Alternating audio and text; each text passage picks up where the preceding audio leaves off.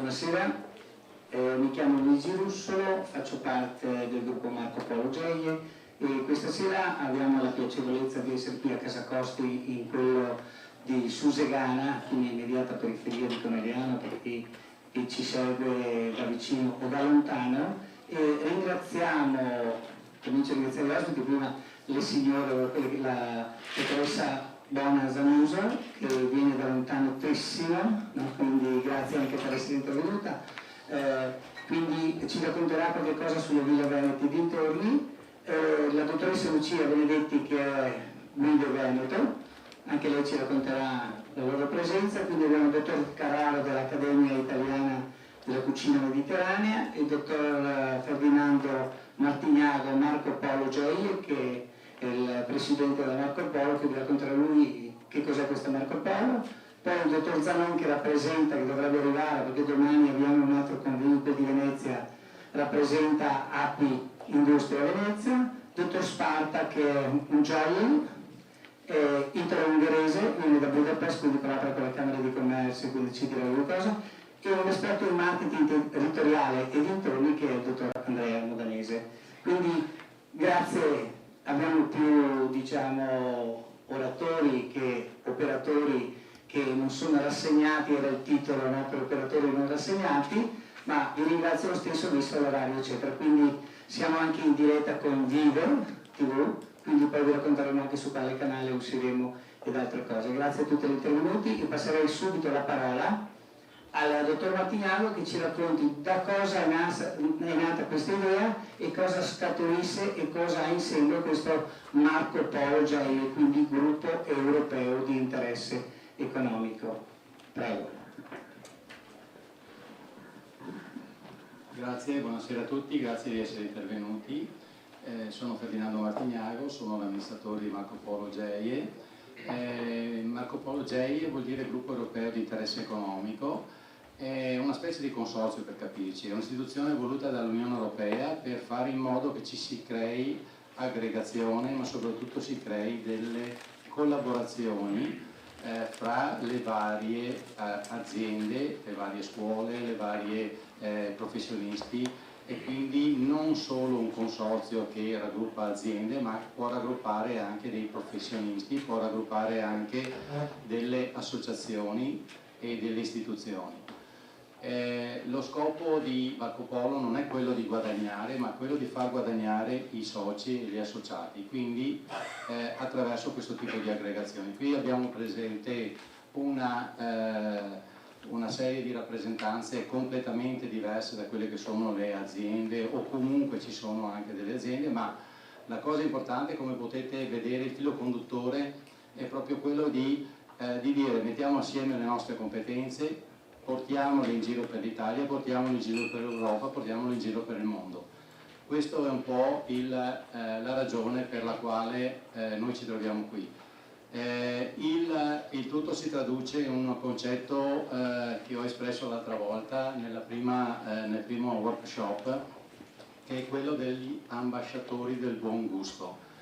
Gli ambasciatori del buon gusto, se tenete presente questo concetto, vedrete che ognuno di noi qui in questa tavola, ma ognuno di voi anche, potremmo essere degli ambasciatori del buon gusto nei confronti di altri e gli altri nei confronti nostri, se siamo in grado di farlo, ovviamente, se vogliamo farlo, se decidiamo di farlo.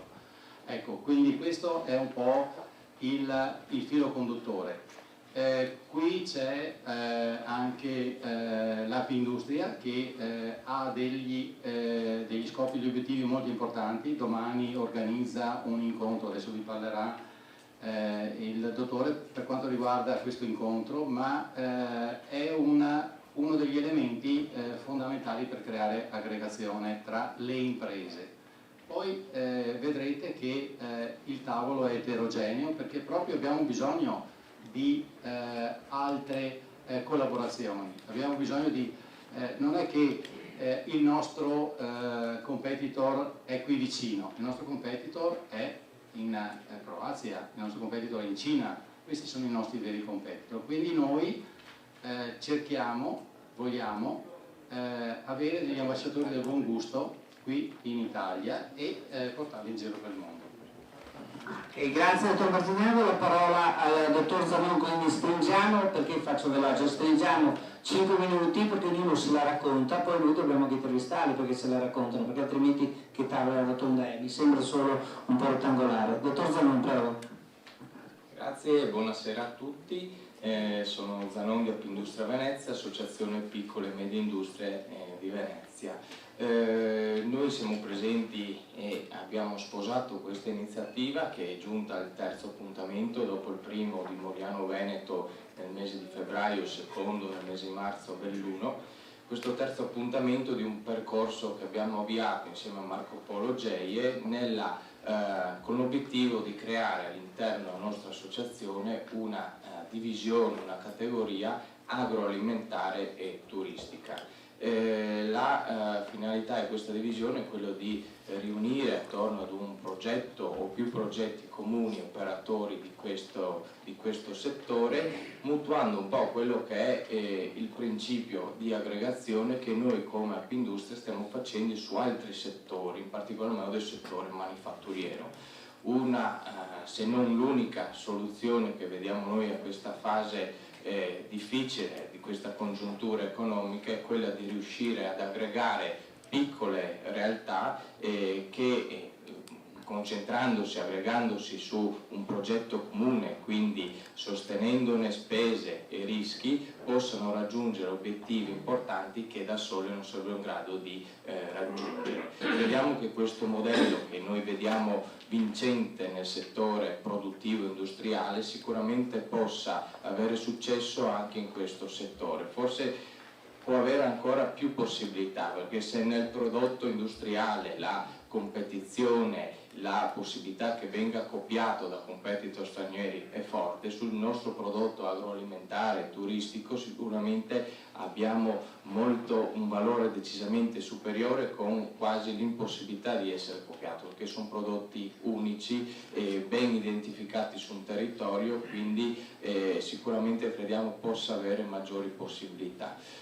Proprio per raggiungere questi obiettivi ovviamente abbiamo la necessità di interloquire con i soggetti preposti a secondare questa aggregazione. Ecco perché l'associazione ha avviato contatti e domani sfoceranno in un convegno pubblico che terremo a Venezia in sede Regione Veneto con tutte le istituzioni preposte, per cui Regione Veneto, Ministero dello Sviluppo Economico e Commissione Europea saranno riuniti domani a Venezia per presentare gli strumenti a favore delle aggregazioni di imprese che sono attualmente in vigore e quelli che la Commissione Europea sta sviluppando in questi mesi per la programmazione 2014-2020.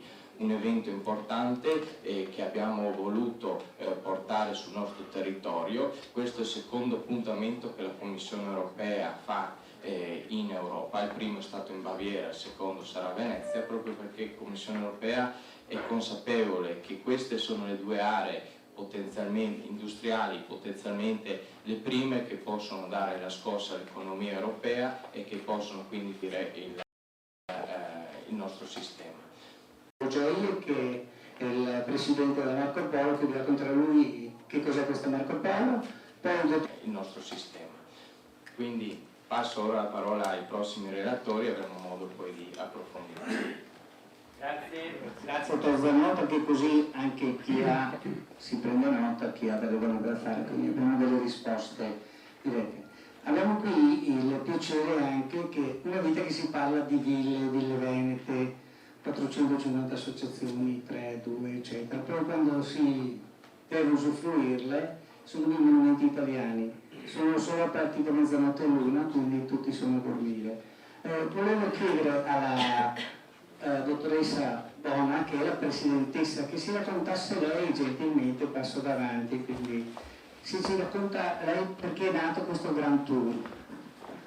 Grazie, buonasera a tutti, intanto grazie dottor Rosso per l'invito. Allora, faccio un piccolissimo passo indietro. Le mie competenze vengono dal turismo. Io mi sono formata in Jolly Hotels e nel Touring Club italiano, quindi diciamo mi occupo da poco tempo della gestione dei beni culturali. Il mio taglio però è di business, io sono in mezzo ad associazioni e consorzi. Io ho provato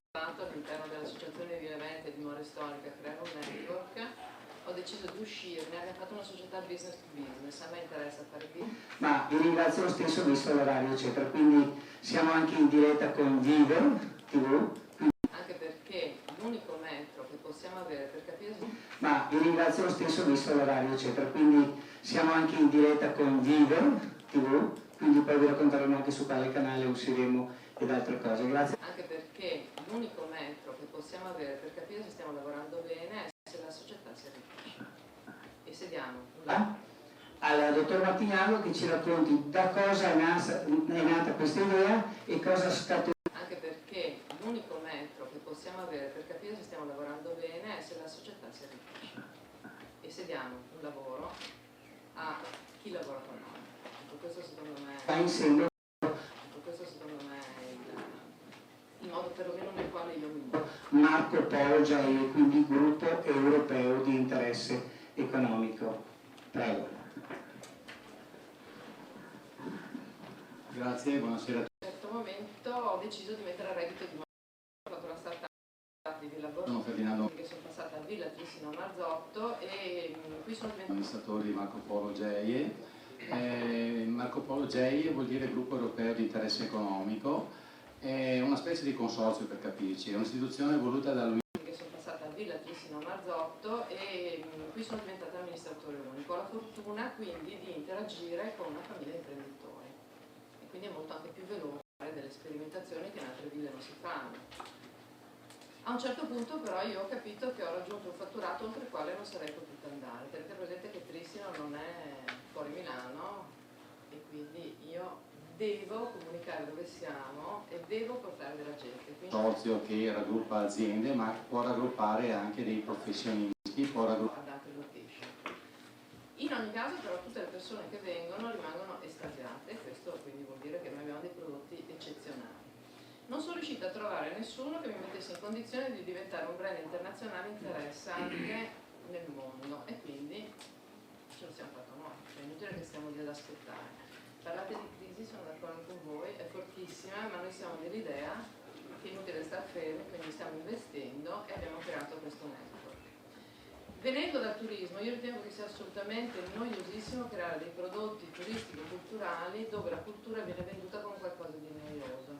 Trovo estremamente noioso, perfino per me, visitare 5, 6, 7 ville in una giornata. Quindi abbiamo creato un prodotto che sia fatto su misura per il cliente, e cioè noi segnaliamo le ville da visitare, le ville dove dormire, le locande dove dormire, i posti, le eccellenze dove mangiare, e stiamo creando anche delle settimane perché chi si occupa di turismo anche in Regione Veneto eccetera c'è interesse a cercare di portare anche dei flussi che stazionino all'interno del Veneto. Parlo dell'interno del Veneto perché il Veneto come numeri per quanto riguarda il turismo è la regione più forte d'Italia, però questo territorio nostro, parlo della Campania tra Verona e Venezia, che sono i due brand internazionali che noi abbiamo, è assolutamente sconosciuto.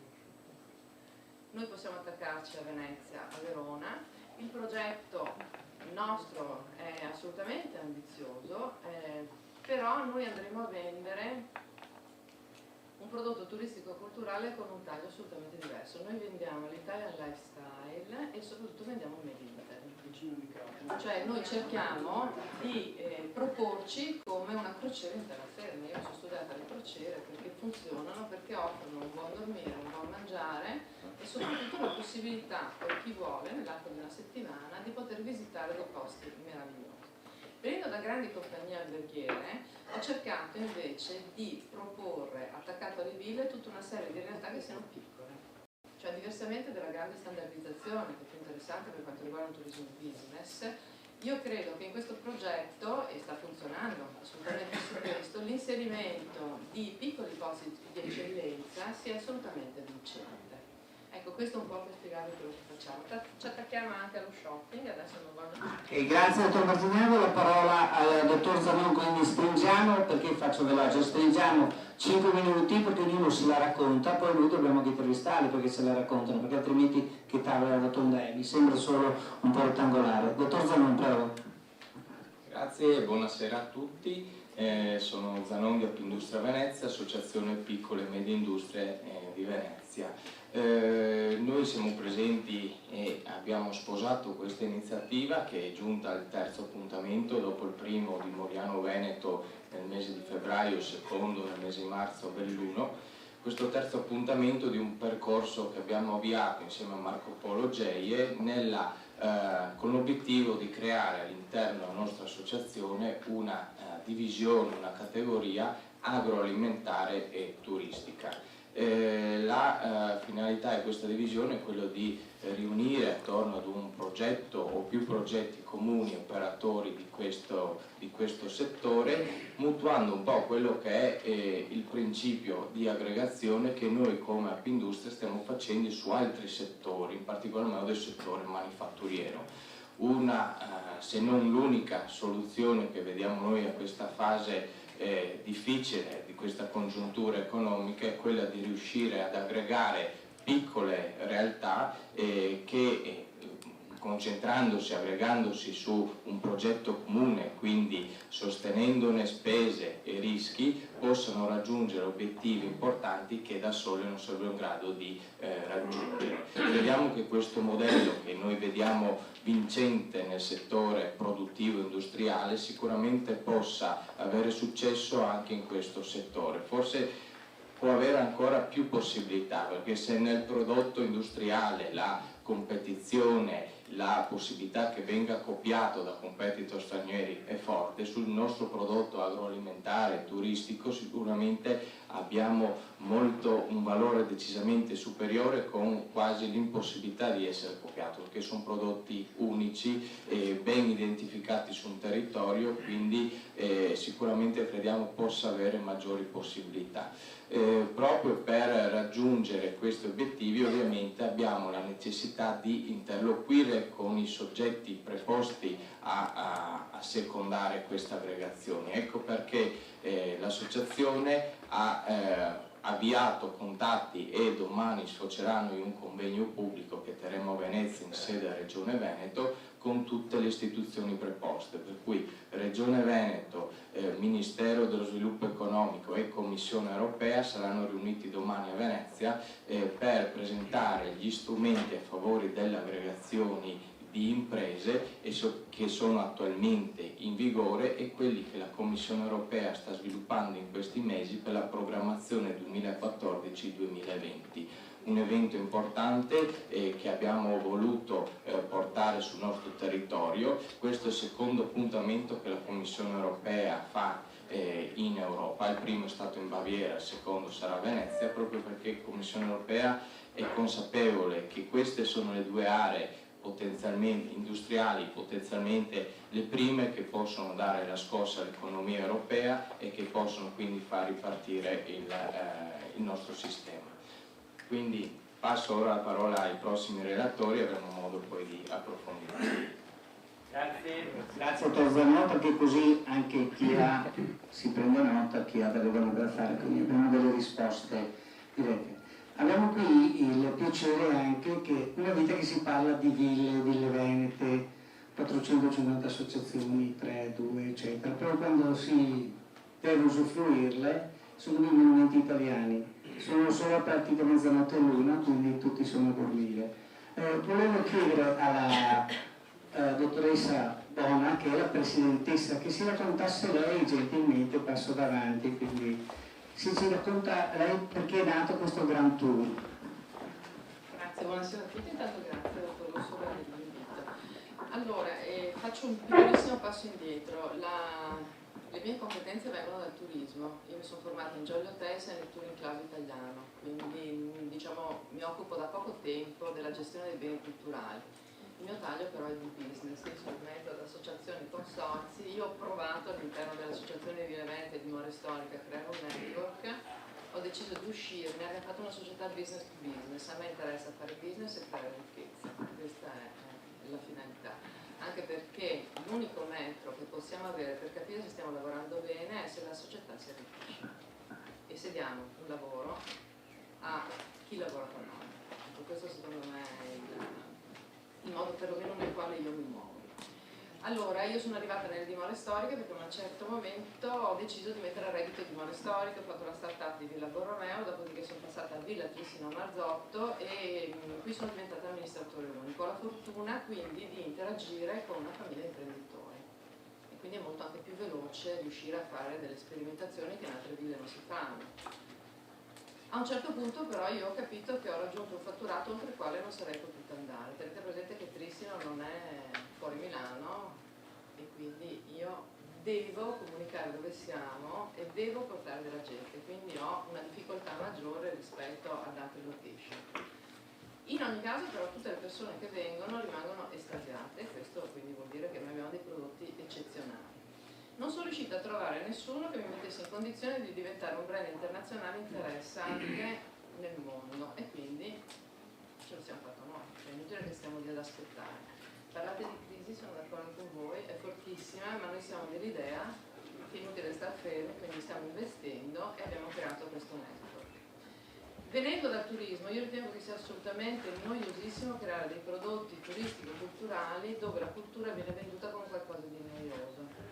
Trovo estremamente noioso, perfino per me, visitare 5, 6, 7 ville in una giornata. Quindi abbiamo creato un prodotto che sia fatto su misura per il cliente, e cioè noi segnaliamo le ville da visitare, le ville dove dormire, le locande dove dormire, i posti, le eccellenze dove mangiare, e stiamo creando anche delle settimane perché chi si occupa di turismo anche in Regione Veneto eccetera c'è interesse a cercare di portare anche dei flussi che stazionino all'interno del Veneto. Parlo dell'interno del Veneto perché il Veneto come numeri per quanto riguarda il turismo è la regione più forte d'Italia, però questo territorio nostro, parlo della Campania tra Verona e Venezia, che sono i due brand internazionali che noi abbiamo, è assolutamente sconosciuto. Noi possiamo attaccarci a Venezia, a Verona, il progetto nostro è assolutamente ambizioso, però noi andremo a vendere un prodotto turistico-culturale con un taglio assolutamente diverso. Noi vendiamo l'Italian lifestyle e soprattutto vendiamo il Made in Italy. Cioè noi cerchiamo di proporci come una crociera in terraferma. Io mi sono studiata le crociere perché funzionano, perché offrono un buon dormire, un buon mangiare e soprattutto la possibilità per chi vuole nell'arco di una settimana di poter visitare dei posti meravigliosi. Venendo da grandi compagnie alberghiere, ho cercato invece di proporre, attaccato alle ville, tutta una serie di realtà che siano piccole. Cioè, diversamente dalla grande standardizzazione, che è più interessante per quanto riguarda il turismo business, io credo che in questo progetto, e sta funzionando assolutamente su questo, l'inserimento di piccoli posti di eccellenza sia assolutamente vincente. Ecco, questo è un po' per spiegare quello che facciamo.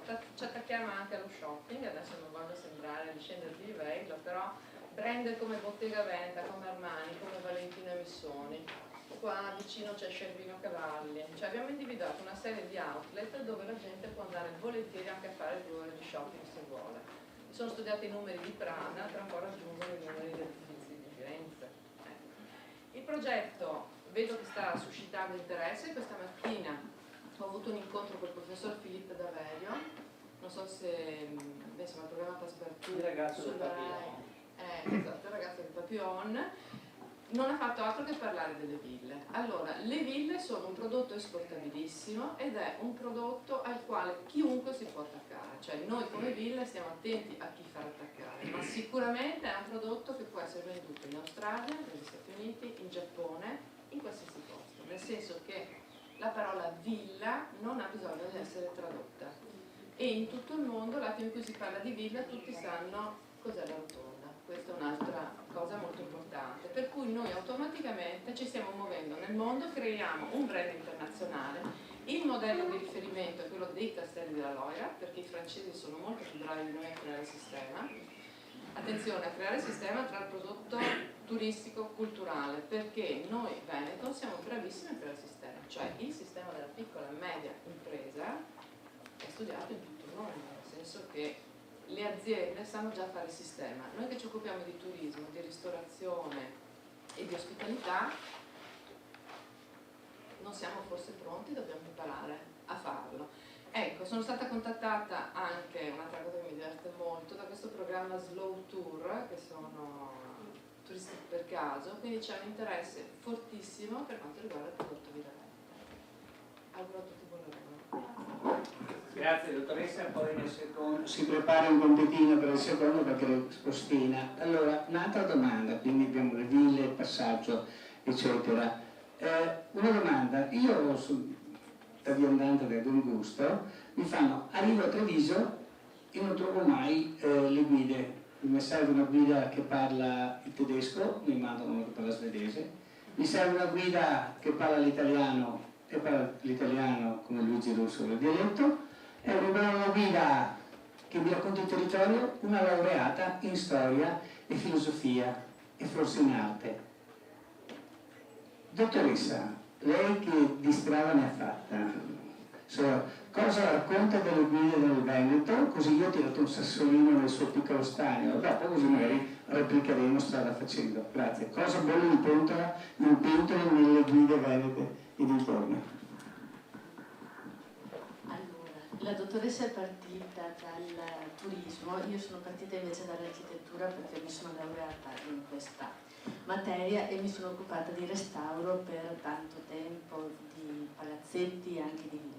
E l'idea fin dall'origine era quella di dire come si può promuovere questo patrimonio. Ci sono tantissime cose, non sono sempre fruibili. E allora, siccome siamo sempre tentati di promuovere quello che conosciamo perché è il nostro posto e quindi ci pare la cosa migliore, mettersi invece nei panni di quello che viene da fuori e che magari Treviso non sa neanche dove sia collocato, mi ha fatto pensare di collegare tutto il Veneto e le regioni limitrofe in modo da dare un servizio per quelli che hanno bisogno di questa assistenza. Questo piccolo appunto, la guida, qui ci sono anche due colleghe che lavorano da tanto tempo. E la realtà in effetti può essere un po' contraddittoria, nel senso che fare una scelta proprio di vita, nel senso di fare la guida proprio come professione, delle volte diventa problematico perché appunto non c'è la rete, quindi è importantissimo quello che si dice, perché si deve creare una struttura.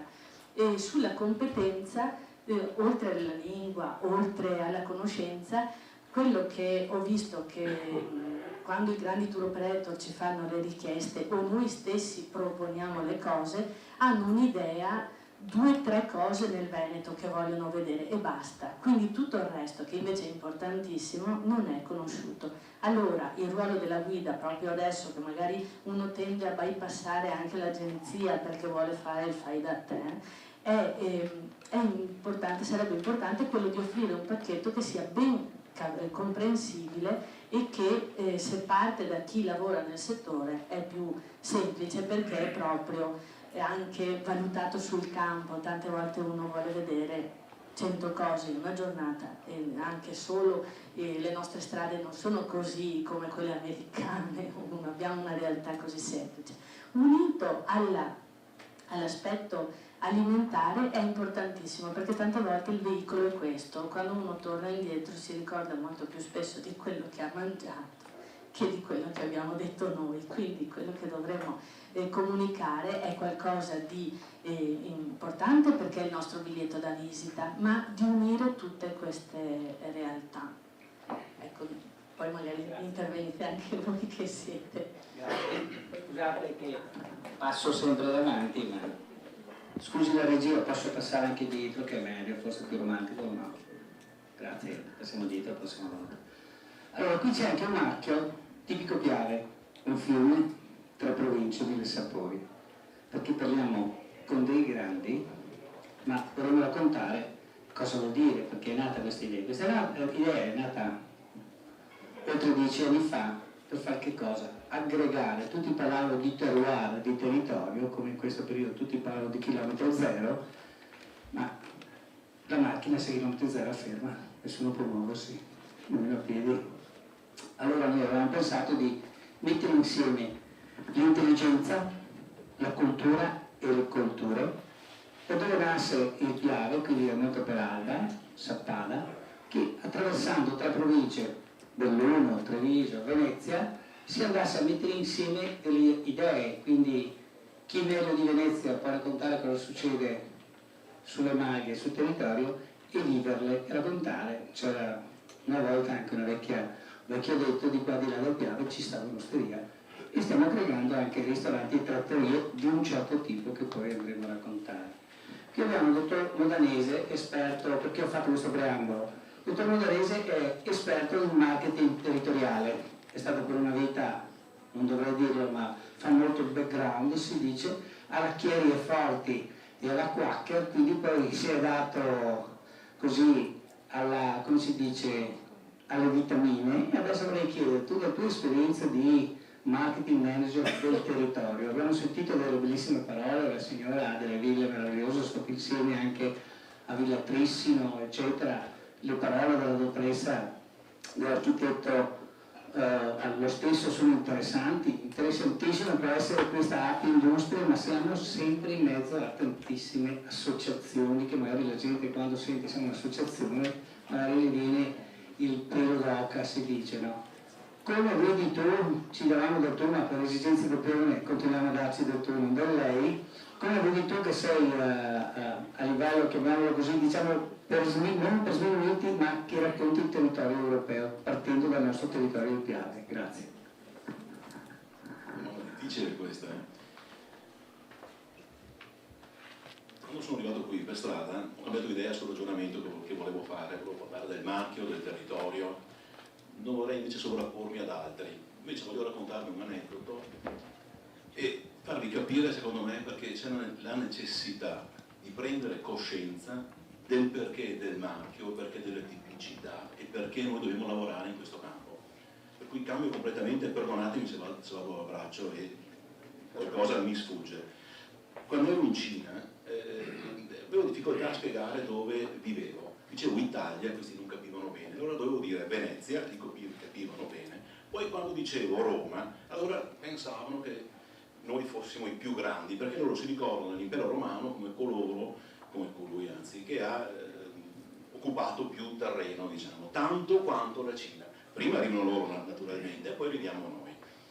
Questo per dire che noi abbiamo veramente delle grandi potenzialità da un punto di vista comunicativo, non veniamo ricordati per altre materie prime, tra virgolette. Altra premessa, la forza di un paese è data dalle sue materie prime e dall'utilizzo che ne fa. Noi non abbiamo carbone, non abbiamo zinco, non abbiamo ferro, non abbiamo petrolio. Quali sono le nostre materie prime? Spero di fare un discorso che molti avete già sentito, però non lo sento molto spesso di giro. Le nostre materie prime, e molti voi lo sanno, sono, non so, esempio, il 70% delle opere d'arte nel mondo sono qui in Italia. Le montagne più belle sono qui da noi, i laghi fantastici li abbiamo noi. La città più bella del mondo, è inutile dirlo, è la nostra. Il mangiare e il bere, poi non dimentichiamo, siamo qui apposta, è tra la nostra zona, poi è tra le migliori. Bene, cosa siamo riusciti invece a fare noi in tutto questo periodo? Siamo riusciti in una missione impossibile a fare esattamente l'incontrario di quello che avrebbe fatto qualsiasi altro paese nel valorizzare le proprie materie prime. Il più grande petrolchimico, così mi hanno detto, poi non so se è vero o no, in Italia, dove l'abbiamo costruito? A Venezia. Vuol dire che se una nave si rovescia o d'altro, roviniamo quel delicato equilibrio che mantiene Venezia. Siamo riusciti a deturpare il territorio con capannoni, con le conseguenze che sono le strade, le autostrade, le bretelle, eccetera, e poi è l'inquinamento e poi non di meno è la salute. Solo due cose. Potremmo fare la gara, potrei farlo con voi in questo istante, vedrete che anche voi troverete altre cose dove siamo riusciti nel meglio, cioè nel fare il contrario di quello che è invece il giusto per valorizzare il nostro territorio. È chiaro che con queste premesse il marchio tipico Piave, andando subito il succo, deve vivere, come tutte le altre iniziative, deve vivere il marchio tipico Piave perché aggrega più persone e anche per lo slogan, se non sbaglio, del tipico Piave che non ricordo neanche più cos'era poi. Fiume, 3 province del No, ce n'era un altro, me lo sono scritto poi se tu ti ricordi che se tutti avessero i nostri monti, che se tutti avessero il nostro fiume in questo caso, non più i nostri fiumi, se tutti avessero la nostra storia collegata a Piave, se tutti avessero la nostra cultura, chiunque potrebbe chiamarsi tipico Piave. Ecco perché non possiamo più sbagliare, abbiamo già sbagliato in passato, adesso dobbiamo solo rimediare.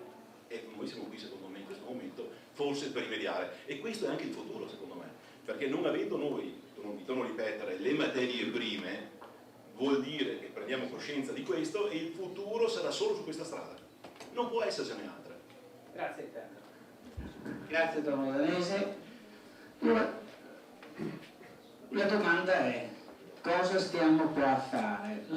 Una domanda, abbiamo il dottor Sparda, cosa desideriamo noi? Perché siamo qua? Perché vorremmo raccontare?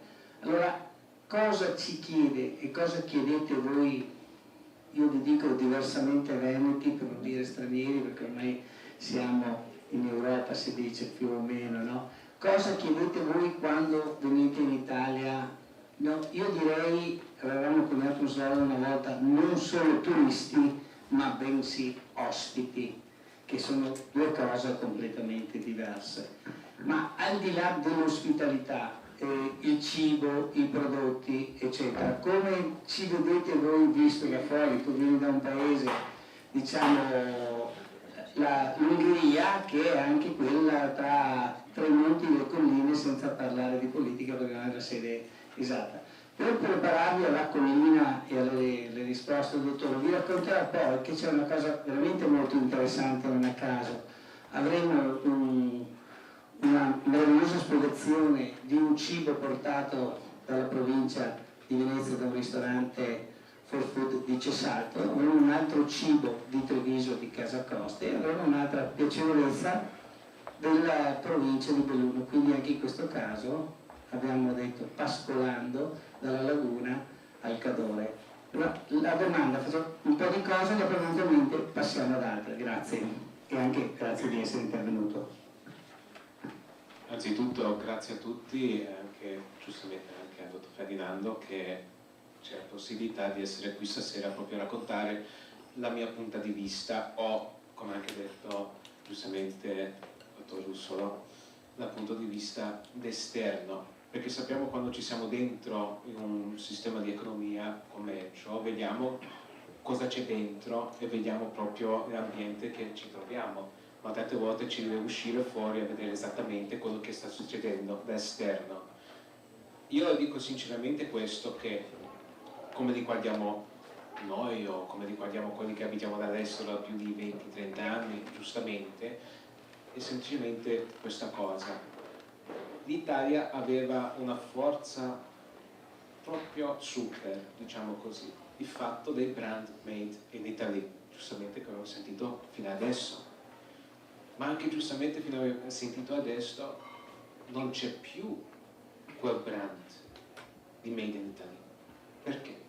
Perché oggi come oggi, io vedendo esternamente, quando vedo che ci stanno, non so come posso spiegare, tantissimi prodotti in mercato, non c'è mai l'esplorazione o diciamo io non sento o non vedo esattamente cos'è il prodotto. Perciò spiego in un'altra maniera, così vediamo un attimino giustamente in questo scopo.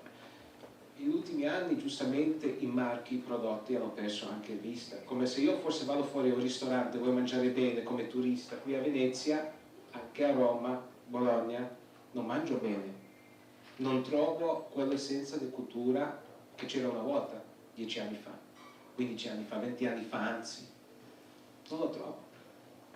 E per me, per questo motivo dico, il slogan che c'era una volta, Made in Italy, non lo trovo più. Allora, venendo dall'esterno, dove anche in un paese, in Ungheria, avevano delle canzoni, vestirsi come italiani, guidare un Alfa Romeo come italiani, essere come italiani, non lo vedo più. È crollato molto.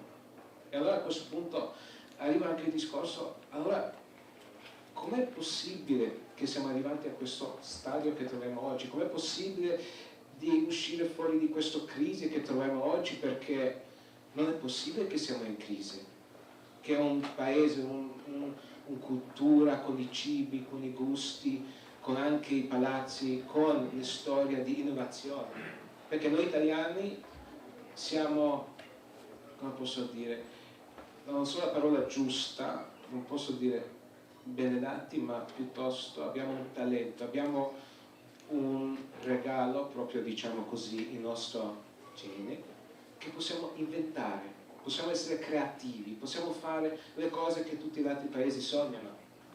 Sì, vediamo che purtroppo i nostri prodotti, come viviamo adesso un mondo sintetica, è sintetica, è la cruda verità.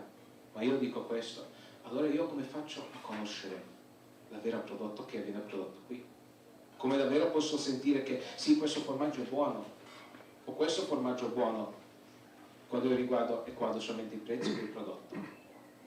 Qualcuno può produrre un prodotto sotto il costo di produzione, ma deve essere buono. Perché? Perché viene venduto tanto?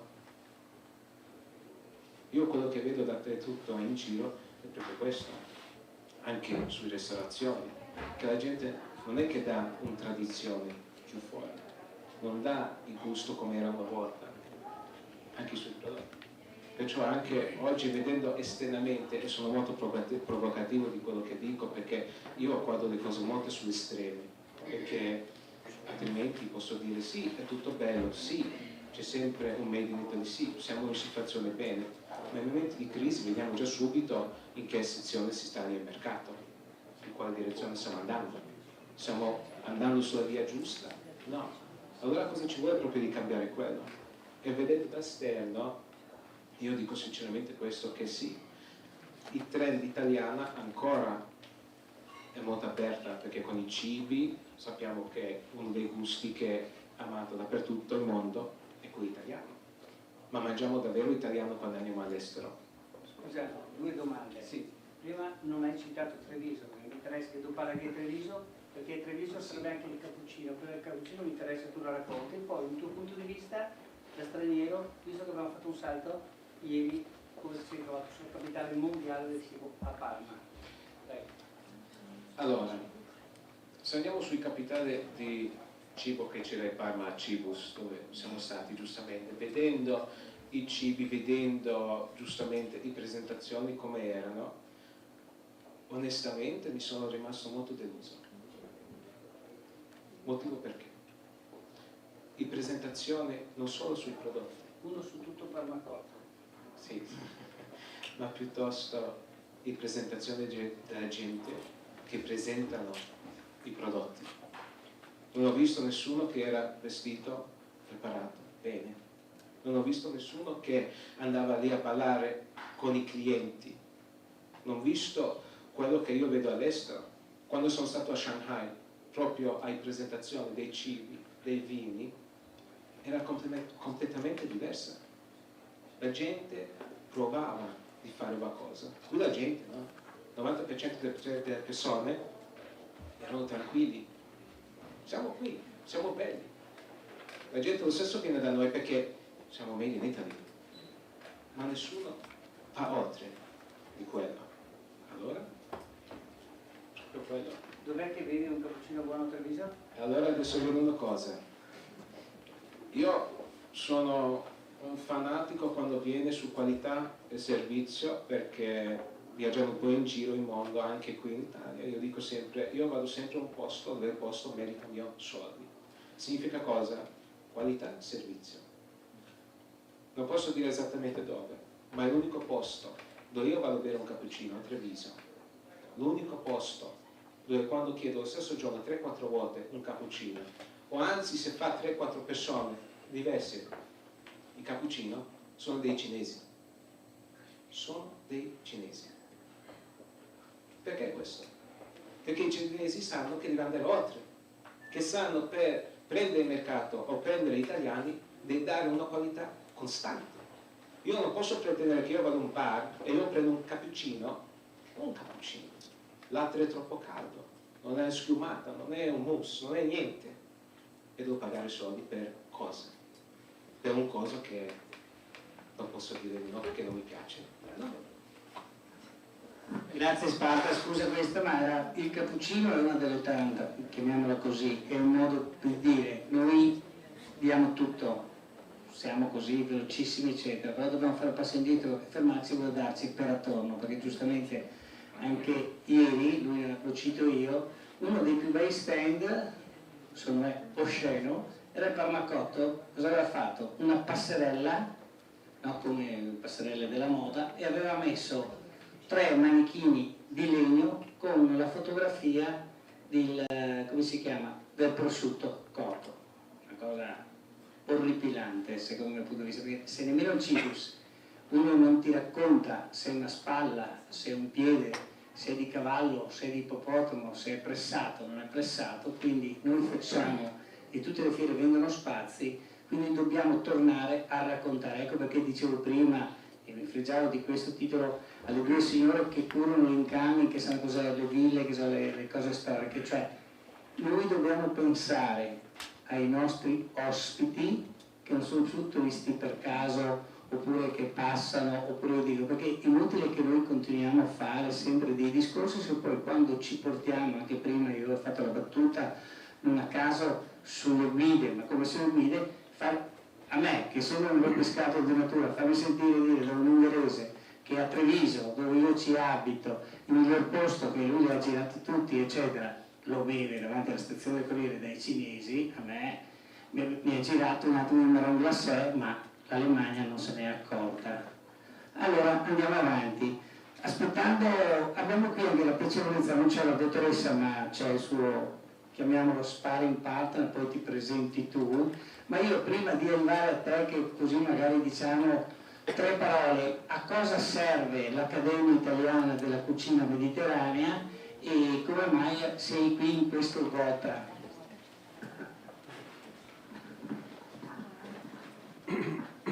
Grazie, io sono Alberto Carraro, lavoro all'Università Tor Vergata di Roma e sostituisco questa sera la Presidente dell'Accademia.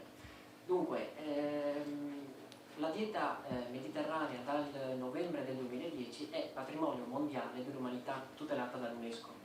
Quindi la dieta mediterranea risulta essere al centro di un sistema di interessi economici, territoriali, sociali, culturali e sanitari che tutti insieme fanno sorgere la dieta come ponte tra l'economia agroalimentare e la salute umana. La dieta mediterranea non è altro, non è niente di più che la dieta che facevano i nostri nonni 50-60 anni fa, con un consumo abbondante di pasta, pane, riso, cereali integrali, frutta, verdura in quantità copiose e un consumo moderato di prodotti di origine animale.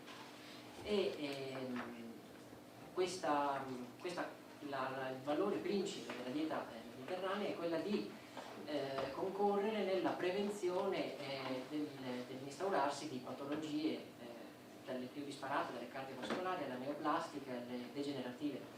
E quindi col tempo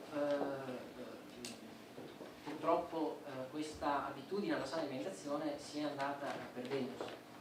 E come Accademia della Cucina Mediterranea noi offriamo la possibilità ai produttori, a tutti gli attori della filiera, dai produttori primari fino al venditore finale, di garantire attraverso un marchio certificato che l'Accademia rilascia la qualità nutrizionale dei propri prodotti, perché da un lato si vuole tutelare il valore salutistico dell'alimento, del prodotto per il produttore, ma che attraverso il marchio garantisce la salute del consumatore che cerca di prendersi cura della propria salute attraverso il cibo. E paradossalmente noi a livello inconscio usiamo gli alimenti come armi a doppio taglio. Se rispettiamo un regime dietetico tradizionale legato ai prodotti del territorio, riusciamo inconsciamente a difenderci dall'aggressione delle più comuni patologie. Viceversa, se usiamo un regime dietetico sbagliato, possiamo anche accelerare il fenomeno patologico. Quindi l'Accademia Italiana della Cucina Mediterranea cerca di tutelare in ultima istanza la tradizione culturale, sociale, economica del prodotto attraverso un esame scientifico al fine di portare un elevato standard qualitativo da parte del produttore e verso la salute del consumatore. E l'attività di certificazione insieme alle attività di formazione che l'Accademia fornisce cercano di far reinserire il concetto di dieta mediterranea e di prodotto locale a livello economico, sociale, culturale e sanitario come era prima che vi fosse l'avvento del fast food e di tutti quegli alimenti che per fretta tendiamo a consumare. Una domandina. Proprio ieri, sempre paragonando a Parma, abbiamo visto che c'è l'AMA, grande scuola di cucina, che era lì che faceva un po', io lo chiamo the show must go on, quindi lutto sulle unghie, quindi diciamo era il periodo anche dei morti, questo qua, lutto sulle unghie. Non è che con tutte queste accademie, queste associazioni, queste qua, il consumatore mangia per corrispondenza, biologico, biodinamico, bio, se è bio è tuo, altrimenti è mio. Non è che dobbiamo uscire voi che siete da Tor Vergata, no? Così si possa raccontare meglio a quei distratti che si accingono per andare così a mangiare, così avvicinano al cibo. Perché non rimanga solo nella carta, perché andiamo via con distintivi, con tardi, GT, Barbacci, Cicocò e poi non si capisce mai niente. Sì. Dunque, l'Accademia fondamentalmente si basa su due principi, cioè la tutela della sicurezza nutrizionale, cioè quello che l'essere sicuri che quello che mangiamo faccia bene alla nostra salute, e la sicurezza alimentare, cioè l'essere tranquilli che i processi produttivi che hanno portato alla realizzazione del prodotto ci garantiscano un prodotto non tossico, non inquinato. Quindi noi attraverso il nostro marchio certifichiamo con un esame scientifico il valore nutrizionale, di sicurezza nutrizionale e di sicurezza alimentare del prodotto. State studiando per certificare anche il cuoco oppure no? Sì, adesso partirà a breve anche un corso di formazione per cuochi dove verranno trattate queste tematiche a 360 gradi affinché il cuoco non sia un mero esecutore di ricette, ma che dia un'anima alla propria creatura. Grazie. Allora, passo la regia mi concede, grazie. Allora, approfittiamo, dottor Martinago, lei non ha dato inviti, ma ci racconta aggregazione, ma noi perché dobbiamo aggregarci? Perché su tutte queste associazioni che ci sono, la domanda comune, mi sono già iscritto a Barbacci, Cicocò e non mi ha mai fatto niente. Sono iscritto all'altra e non ha fatto niente. Nel frattempo che lei medita questa risposta, vorrei presentare, se non lo fa lei, il presidente pro tempore nato da questa Apindustria, divisione agroalimentare, eccetera, che è il dottor enologo Luciano Cescon, che ci dirà 2 o 3 parole. Ora quindi lui si racconti, grazie. Si racconti, non è facile, si stancano. Se io mi devo raccontare si stancano. Allora si diceva, anche meno, si diceva che bisogna collaborare, bisogna cooperare. Io che per lavoro o per passatempo faccio l'enologo, giro il mondo anch'io a visitare clienti, quindi contrariamente ai miei colleghi che girano diciamo tutte le 8, 10, 15 ore al giorno per cantine, io ho anche la fortuna di andare a fare promozione, seguire le fiere e vedere un po' cosa vogliono i clienti, perché io sono partito tantissimi anni fa, ho già la barba bianca, quindi è già un bel po' che faccio questo lavoro, tantissimi anni fa con l'idea che i prodotti che produco io non sempre piacciono ai clienti, bisogna andare in giro a vedere i clienti cosa vogliono. E i clienti, si diceva, lui ha detto, a me piace il cappuccino fatto in quella determinata maniera. Il cliente nordico vuole un prodotto per esigenze ambientali che abbia determinate caratteristiche. Il cliente del sud per altre esigenze ambientali ha bisogno di un altro prodotto. Se noi facciamo lo stesso identico prodotto e lo mandiamo dappertutto, facciamo, non dico un bluff, ma quasi. Cioè, non dobbiamo stravolgere le nostre tradizioni, però siamo piccoli, soprattutto nel nostro settore, non siamo multinazionali. Prendiamo le multinazionali dell'abbigliamento che abbiamo qui in provincia di Treviso, che hanno negozi in tutto il mondo. Per loro è facile. Quando io facevo la scuola enologica venivano fuori i maglioni dipinti di verde, di giallo, di azzurro, e hanno conquistato il mondo. I prodotti alimentari, diciamo, siamo tanti piccoli produttori, non si possono fare su scala industriale. Quindi la fortuna che diceva la dottoressa, abbiamo tanta, noi in Italia abbiamo cosa? Abbiamo l'idea, abbiamo l'inventiva. Dobbiamo proseguire su questa strada, mettendoci assieme a collaborare. Io con tanti amici ogni tanto ci incontriamo, parliamo e approvo, quando io vado per le fiere, vedo ci sono alcune associazioni di produttori, portano i loro prodotti, non vanno tutti 10-15 produttori, ne vanno 2-3 in rappresentanza. Dovremmo far così. Invece il nostro ideale sarebbe quello di essere sempre in prima linea, che dobbiamo vendere noi il nostro prodotto e quello del nostro vicino dovrebbe arrivare dopo. Dobbiamo cooperare e quello è difficile perché ci manca la mentalità. Io direi che se dopo ci sono domande non voglio tediare.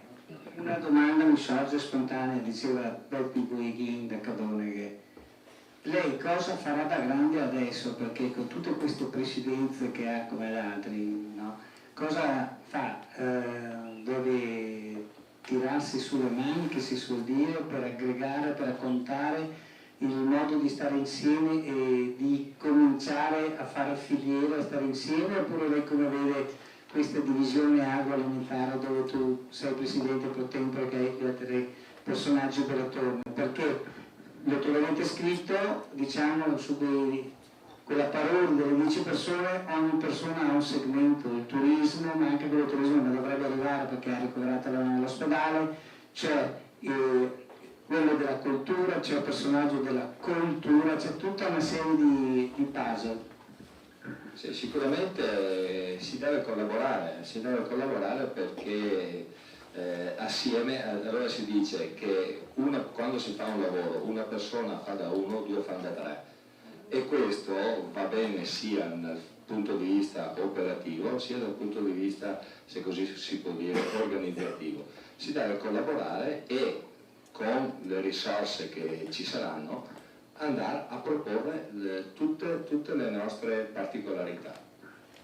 Grazie, mi ha tirato un sassolino, fermo qui, anzi grazie eccetera. Mi dicevo di risorse, ha toccato, non volevo dirlo, ma è giusto dirlo. Le risorse siamo noi. Qui non ci sono politici, qui non c'è, diciamo, la Unicredit o il Monteparco di Siena che ci ha sponsorizzato, c'è solo le nostre gambe, zucca e ingegno. Poi dobbiamo ringraziare chi ci delizia del cibo che ha portato e ce l'ha offerto, ma lo faremo dopo. Adesso qualche domanda, vedo anche l'amico qui, direttore di un'altra super associazione Alta Marca, approfitto all'amico Giuseppe Comolli, visto che sei anche reduce tu perché mi informi di Il Po. Tu mi hai sorpassato quel piano, io pensavo di avere un bellissimo film e lui subito sul Po. Cosa vuole in mente all'Alta Marca? Lasciamo perdere il Po momentaneamente, se no straripa, no? Ma Alta Marca. Beh, grazie Gustavo, è sempre un piacere esserci qua. Presidente, buonasera. Intanto mi piace stare ad ascoltare, infatti io ho venuto ad ascoltare assolutamente no, perché poi si rischia di dirsela sempre allo stesso modo. No, il ragionamento che ho sentito fino adesso sono cose totalmente condivisibili, sia quelle che riguardano alcune chicche pro e contro a livello locale, sia per quanto riguarda anche chi ha un'esperienza poliedrica molto multifunzionali. Io stesso sono un ex imprenditore agricolo, ex imprenditore industriale, adesso ho fatto il manager di imprese, adesso mi diverto a fare enormemente il discorso dell'aggregazione sui territori e sul turismo, e infatti nel 2008, prendendo spunto da una piccola associazione del territorio comunale, l'ho trasformata in un'agenzia di marketing territoriale e in una struttura di marchio d'area, nel tentativo di aggregare un sistema integrato orizzontale e verticale fatto da soggetti, attori e stakeholder completamente diversi.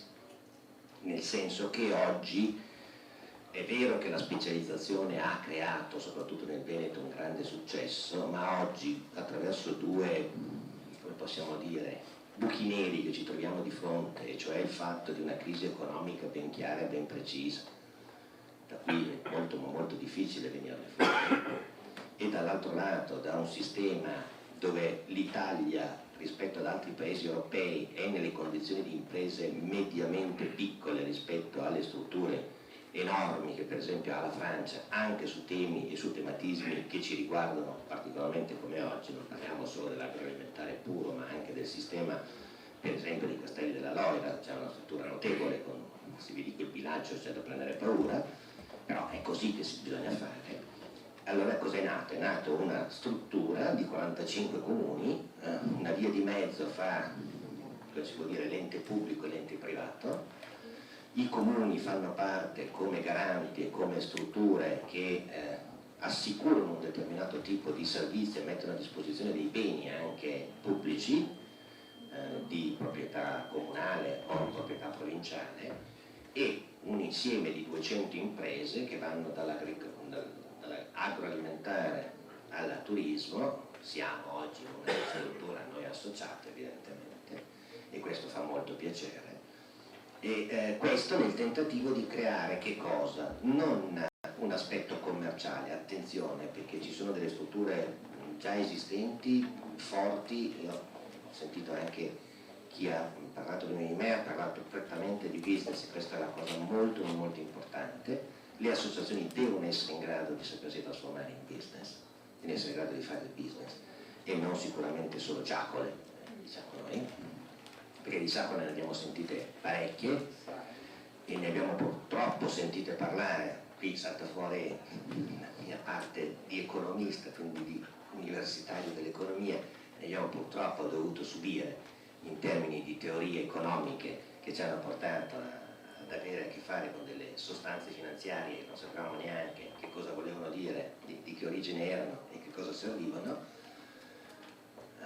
Per cui io credo che un'associazione di territorio, prima di tutto, e mi è piaciuto il ragionamento che ha fatto Modenese, che io sposo e che evidentemente non ci siamo mai incontrati, ma io sono anni che in università lo dico, l'Italia, soprattutto in questo momento di crisi, di questi due benedetti buchi neri, è il momento in cui le imprese, gli imprenditori, io per primo, ve lo dico in modo molto chiaro, deve essere in grado di mettere insieme quello che è global e quello che è local, c'è niente da fare. A meno che uno non voglia vendere la propria impresa a uno più grande, quell'altro più grande la vende a quell'altro più grande, allora si creano le multinazionali con gli accorpamenti. Ma io non credo che né il Veneto né l'Italia in senso generale ci sia questa propensione mentale, ideologica e fisiologica. Per cui bisogna sapersi adeguare. Allora ecco che l'associazione non è inutile nel momento in cui non fa ciacole ma fa concretezza. È molto utile perché l'associazione risolve il problema, secondo me, del mantenere quel local di imprese di marchio molto importante per fare nicchia, per fare qualità, per fare lifestyle, per fare quel ritorno del Made in Italy vero. E dall'altra parte l'associazione pubblica e privata, e qui ribadisco che questa soluzione che abbiamo adottato secondo me è estremamente innovativa, non è solo di privati, non è solo la comunità montana o solo la provincia, ma è un'associazione con 350.000 abitanti, 18.000 imprese, cioè non è una cosa da poco. Solo il settore turistico che fa capo a noi sono 118 milioni di euro nel 2011, quindi sicuramente qualcosa di imprese che non fa l'associazione perché fanno le singole imprese. Ecco che a noi compete che cosa? Compete solo il marchio d'area, cioè compete l'aggregazione di servizi e di presentarli nel mondo con un unico marchio poi sarà il consumatore finale che sceglierà di andare a Casa Coste piuttosto che a Villa Follina, piuttosto che da un'altra parte. Questo è logicissimo, perché la fornitura e la presentazione di pacchetti può essere in questo senso. Grazie a voi, buon lavoro. Grazie. Allora, prima di, se qualcuno ha qualche domanda, basta che alzi il ditino e la mano, siamo qui. Allora, prima della risposta del dottor Martiniago, presidente di Marco Polo, volevo precisare due cose. Tipico Piave come associazione, chiamiamolo in terminologia del nostro marketing manager, è un brand, cioè è un marchio. Associazione che vuole raccontare le piacevolezze di qua di là del Piave, quindi non compra, non vende, ma porta avanti la filosofia della piacevolezza, dell'accoglienza, del raccontare ciò che Madre Natura passa. Quindi Madre Natura, e io sono d'accordo con il dottor Carraro quando diceva che dobbiamo spiegare la differenza tra una zucchina e un zuccone, però fino a ieri l'altro mi dicevano anche questa è ISO 3000 e ISO quello, ma se tu mi metti dentro Fofò Melado e si ha ISO 3000 o ISO 9000 Fofò. Ma al di là di questo, quindi Tipico Piave per noi è un'associazione che, quindi, che lo dice come sono un fiume tra province e 1000 sapori. Insieme perché? Perché anche stasera avremo un sapore straordinario, interpretato, andremo a presentare dopo, della provincia di Venezia, dei sapori della provincia di Treviso e non a caso anche dei meravigliosi sapori della provincia di Luno. Ecco anche questa aggregazione. Quindi nel frattempo che il nostro chiamiamolo così sommelier prepari, che abbiamo già diciamo la bocca asciutta eccetera, dicevo dottor Martiniago, la domanda di prima che tutti si rifanno la differenza tra associarsi, per modo di associare, far numeri, noi non dobbiamo andare in Parlamento quindi non ci servono i numeri politici, ma il ruolo che non è sufficientemente chiaro, cioè Marco Polo sta a perché fa da trade union tra le esigenze dell'azienda Rossi di turno, prendiamolo qui di fronte Croera, Dolomiti, lui è il pastificio, perché deve associarsi? Si associa a Tipico Piave perché fa romantico, perché il russo gli stacca i maroni, perché lo trova sulle fiere, perché questa è una chicca, l'8 e il 9 di settembre faremo Tipico Piave in piazza d'Arzo dal titolo Oderzo a tavola, il salato delle eccellenze, dove andremo a degustare un territorio, che è il territorio del Tipico Piave, quindi tutti gli amici di Tipico Piave sono invitati ad ospiti. Questa è da sottolineare perché a volte sembra che noi siamo degli accaparatori, perché questo è già il terzo workshop che facciamo, quindi bisogna anche nominare la pasta perché la pasta la nomina lui, allora di dire a cosa serviamo in 3 parole così di alta chirurgia. Grazie. Grazie per la domanda. Allora, è una cosa abbastanza semplice che si riassume in quello che ho detto prima. Ambasciatori del buon gusto. Allora, qui siamo dei relatori, ci sono degli ospiti che ci stanno ascoltando. Se ognuno di noi fa l'ambasciatore del buon gusto, nel senso che parla degli altri, ma anche in cose che lo riguardano o comunque che lo riguardano da vicino, abbiamo risolto un po' tutto. Semplicissimo da dire, difficilissimo da fare. Perché? Perché bisogna ragionare in maniera diversa, nuova. Ci sono degli interessi che sono diversi in questo tavolo e tra di voi.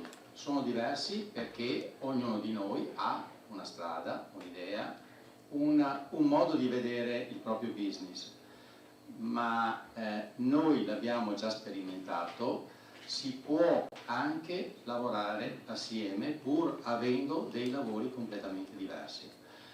L'abbiamo già sperimentato e quindi non raccontiamo qualcosa che vorremmo fare, ma quello che stiamo già facendo.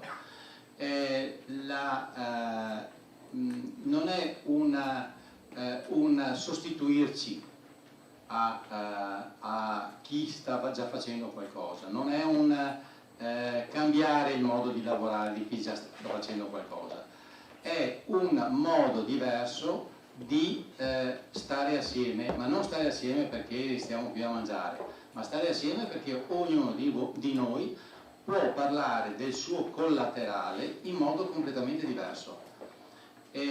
Quindi che cosa c'è di diverso rispetto a un'associazione? Ma perché qui dentro in un'associazione, in GEIE, possono starci le associazioni, possono starci dei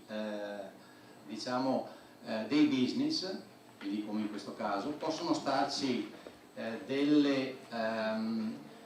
chiamiamo così, dei professionisti, i quali portano all'interno di questo delle idee nuove. Se queste idee nuove non ci sono, è chiaro che non si va da nessuna parte, ma ognuno di noi può portare delle idee nuove. È chiaro che se non ci parliamo non siamo in grado di farlo. Noi possiamo mettere a disposizione di tutti la nostra esperienza, come l'abbiamo fatto, che cosa abbiamo fatto. Un'altra domanda, scusa. Le competenze, l'Europa ci chiede competenze, non ci chiede più diplomi, non ci chiede più lauree, ma competenze. In questo, chiamiamolo così, Marco Polo GEIE, che è questo paniere, non diciamo Veneto perché è già esistito, in questo paniere transnazionale, dice qualcuno, ci sono delle competenze che io, pasta asciutta, dico scusami che prendo te che sei chiamati, pasta asciutta Rossi, posso andare d'accordo e dico scusa, io ho la pasta asciutta alle rape. Caro antropologo del sentimento del vino, lei che vino mi dice? Stessa cosa, banale perché parliamo di mangereccio, ma anche la tematica sul giardiniere, sulle ville della signora, su quello che è, cosa chiederà la Pendustia, cosa sta a fare al di là dei soliti servizi, le busta paga e le solite storielle cappuccino rosso.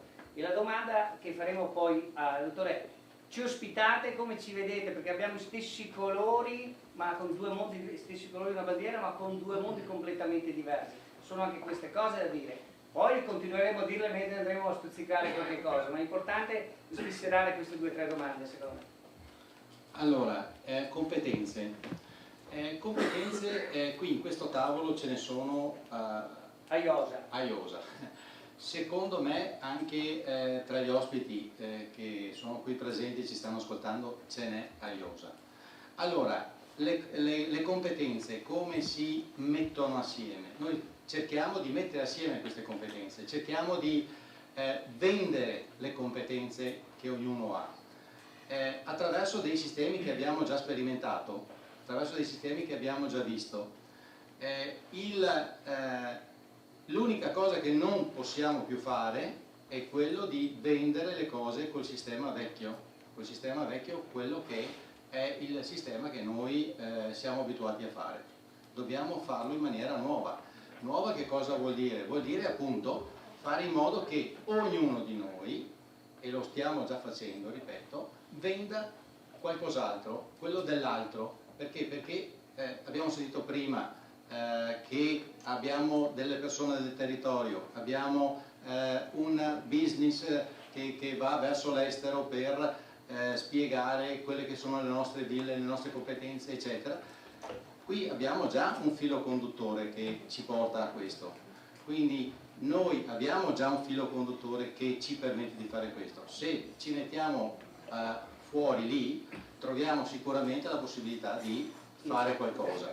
Non solo, io volevo dire semplicemente un'altra cosa, che vi è stato dato un foglio anche all'interno che vi pregherei di compilare per darci la vostra opinione, ma anche se volete ci mettete il nome, se non volete fate a meno, nessun problema. Ci serve a noi per capire quanto stiamo entrando e cercando di farvi capire quello che è il nostro pensiero, il nostro modo di lavorare, la nostra metodologia. Non sempre ci riusciamo, non sempre siamo così capaci di farlo, però sicuramente se ci teniamo in contatto riusciamo a trasmettervi qualcosa di più di quello che abbiamo fatto stasera. Grazie. Dottor Sparta, se c'è qualcuno che fa domande altrimenti le faccio io, intanto che voi vi aprite, che così inizia qualcuno. Dottor Sparta, cosa dobbiamo fare noi secondo il suo punto di vista per essere meno brutti, per non venire solo lì a dire siamo made in Italy e dopo tu mi vai a bere i cappuccini dall'oltrepo pavese oppure dai cinesi, tutto rispetto al pavese che mi ha amico Comolli. No, la battuta sì, cioè, dobbiamo finire lì perché se veniamo lì a fare distinti saloni, nei centri noi ne abbiamo 2, eccetera. Cos'è che chiede l'Europa, tu che giri l'Europa e il mondo, a questo piccolo anno di Made in Italy? Intanto chiamiamolo Made in Tipico Piave perché siamo qua, poi Marco Polo non è che si ferma a Tipico Piave, le 3 province, ma Svizzera e Svar sono tutte svariatamente su altri posti. Voi cosa chiedete al vostro interlocutore, i produttori? Allora io onestamente, ritornando sul discorso giustamente Made in Italy, è proprio quello che la gente si va oltre, si impara esattamente il mestiere che sta facendo, di dare proprio la qualità, di essere educato, di impegnarsi, di fare esattamente quel livello di lavoro che è impegnato, non che fa 3 mesi, 6 mesi e dopo se ne va, perché non se ne frega niente sul lavoro, non se ne frega come si presenta, non se ne frega di rappresentare un'azienda. È proprio questo cambiamento, è proprio questo che vedo io tanto spesso anche su altri paesi, per esempio se prendiamo la Germania, non è la crisi che abbiamo qui, perché lì sono piuttosto gente che fanno il lavoro che devono seguire, che sono educati in maniera di farlo. Invece quello che vedo qui è la gente che sanno una parola molto brutta che dico adesso, ma proprio che non se ne frega niente di quello che sta facendo. Io sono andato anche in diversi alberghi a Milano, Venezia, dappertutto, la gente non interessa che io spendo il mio soldo, non è che il fatto che spendo o non spendo, lo spendo lo stesso perché vado, perché c'è il turismo, perché lo stesso se io non sono contento viene un'altra persona, a me non me ne frega, perché l'Italia ha anche il fatto di turismo, che tutti quanti vengono. Perciò dico quello, è bene che c'è questo fatto di turismo, è bene che c'è di cultura, ma allora proviamo di mantenerla o andare oltre, che almeno quello che facciamo lo facciamo bene, facciamo meglio e saremo migliori, perché impariamo quello che è proprio il nostro mestiere di fare. È proprio questo che dico io come soluzione proprio fondamentale, ed imparare il mestiere che stiamo facendo. Grazie. Ripartiamo da Montenegro, così è carrellata a tutti, nel frattempo se qualcuno vuole chiedere qualche cosa. Attendo. No, lei, uomo, intanto faccio io domande, uomo di marketing. Grazie intanto che se avessimo,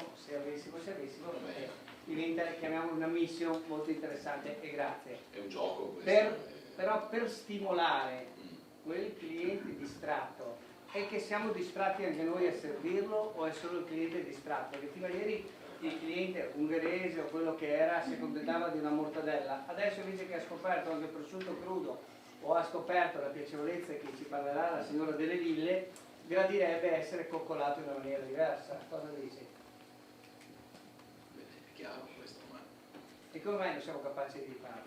Cosa bisogna fare? Io non voglio essere ripetitivo, ma se noi facciamo l'incontrario di come abbiamo fatto fino adesso, prima dobbiamo prendere una cultura nostra, la cultura data anche dal Rinascimento che è in noi, che è nel nostro DNA, una cultura della bellezza, eccetera. Dopodiché, quando prendiamo questa cultura, spero di spiegarmi, riusciamo a quel punto a dare anche i servizi a questo benedetto turista, usufruitore dei nostri beni. È solo questo. Per far questo, vi ripeto, perdonatemi, non sarà una cosa breve, sarà una cosa a lunghissimo termine.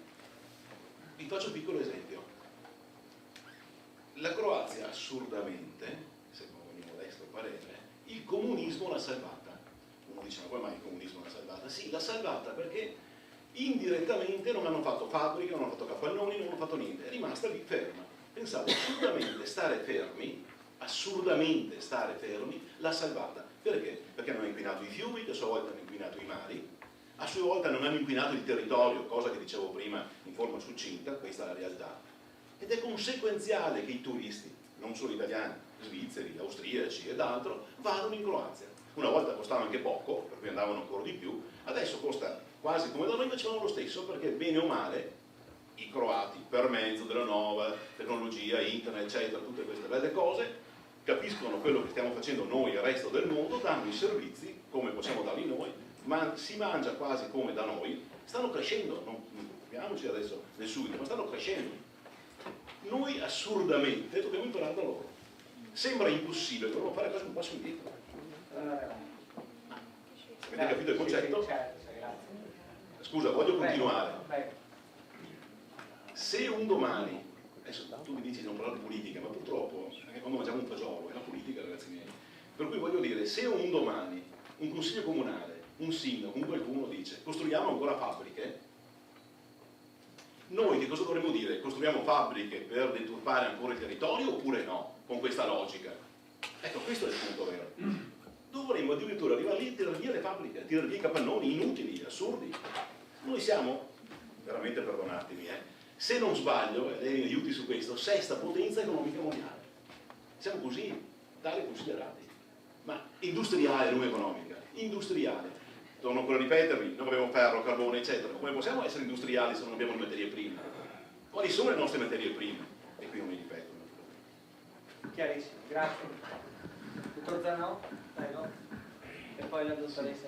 Sì, hai fatto un passaggio sull'aspetto industriale del territorio. Noi come associazione di categoria che proviene in rappresentanza da quello vediamo anche un territorio che ha avuto sfregi nel proprio ambiente, nel proprio paesaggio, ma vede anche un territorio che ha raggiunto livelli di ricchezza, se vogliamo anche paragonare ad altri territori, che lo porta a essere prime aree in Europa. Ovvio, il contro sono appunto in questo utilizzo, a volte spreco del territorio, ne vediamo le tracce. Sicuramente il futuro vede un territorio che vedrà un arretramento del manifatturiero classico e andrà appunto verso valorizzazione prodotti, probabilmente tornando ai prodotti di un tempo.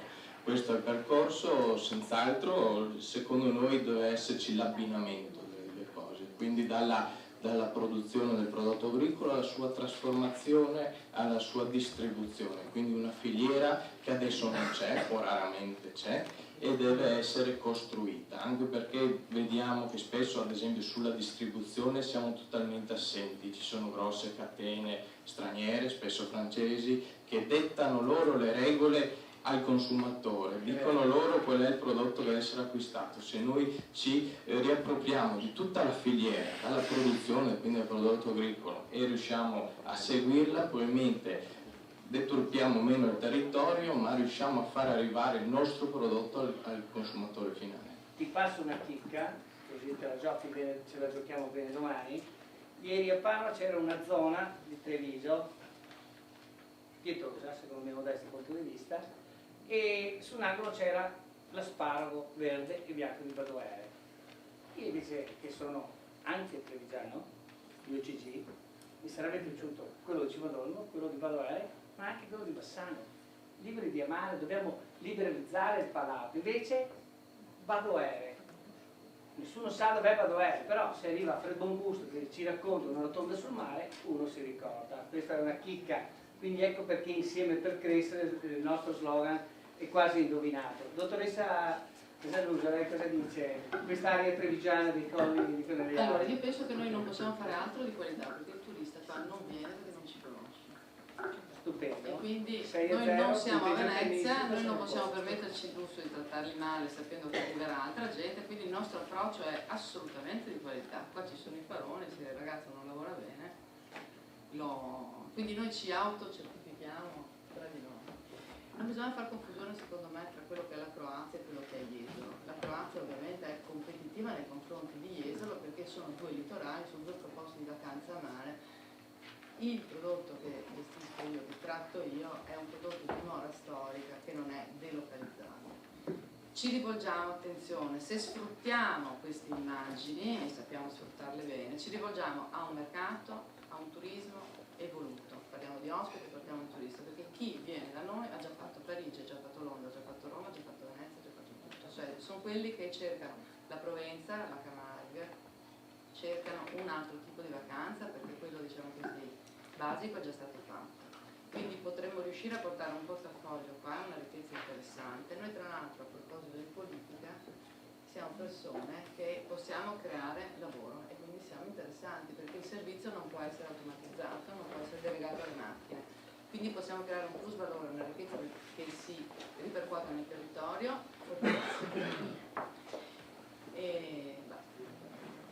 Ah no, chiedo scusa, perché io parto dall'estero e poi vengo in Italia? Perché ritengo che il mercato italiano sia abbastanza provinciale. Se qualcosa è famoso all'estero sarà molto più gradito anche dalla popolazione locale. Volevo fare una domanda, scusi.